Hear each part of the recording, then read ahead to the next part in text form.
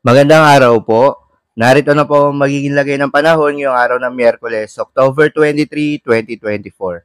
At Tropical Cyclone Wind Signal number 3 posibleng itaas.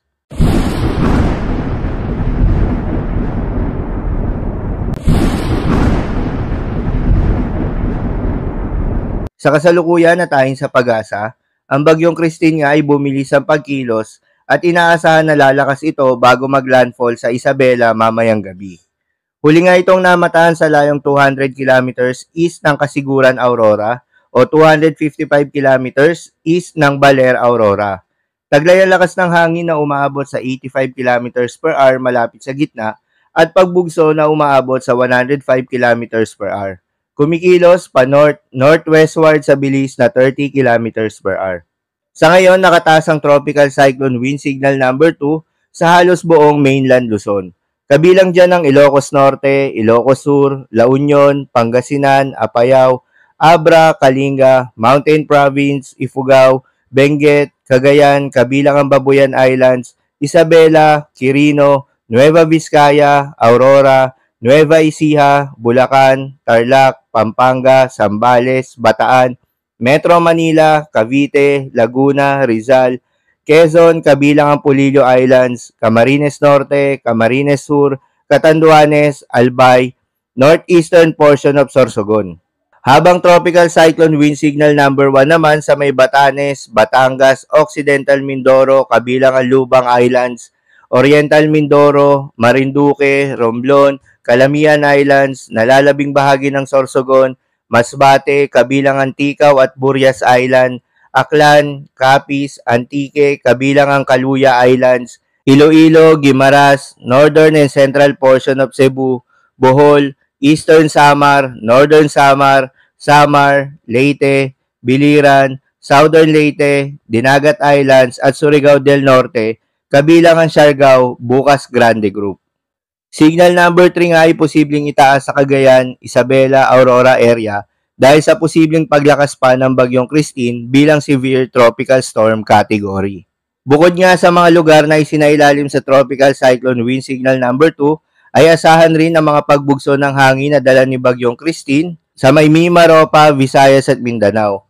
Habang asahan naman yung intense to torrential rain sa Cagayan, Isabela, Apayao, Aurora, Quezon, Catanduanes, Camarines Norte at Camarines Sur. Heavy to intense rains naman sa nalalabing bahagi ng Cagayan Valley, nalalabing bahagi ng Cordillera Administrative Region, Ilocos Region, Rizal, Albay at Sorsogon. Moderate to heavy rains naman sa nalalabing bahagi ng Central Luzon, nalalabing bahagi ng Calabar Zone, Metro Manila, Occidental Mindoro, Oriental Mindoro, Marinduque, Romblon, Calamian Islands, Masbate at Northern Samar. Pinapayuhan ng lahat ng mga residente sa mga lugar na maapektuhan na maghanda at mag-ingat sa posibleng mga pagbaha at pagguho ng lupa. Para naman sa magiging track nitong si Bagyong Christine, inaasahang gagalaw sa direksyon na northwestward ang Bagyong Christine sa mga susunod na 12 oras bago ito gagalaw sa direksyon na westward hanggang sa susunod na araw. Inaasahan nitong magla-landfall sa Isabela ngayong gabi at dadaanan nito ang bulubunduking bahagi ng Northern Luzon hanggang mapunta sa katubigang kanluran ng Ilocos Region bukas ng umaga.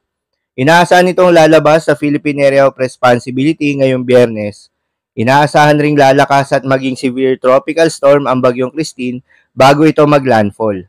May posibilidad din itong bahagyang humina habang dadaanan nito sa kalupaan ng Northern Luzon at lalakas muli sa West Philippine Sea. Paalala lamang po na mga nasabing forecast ay posible pa pong magbago.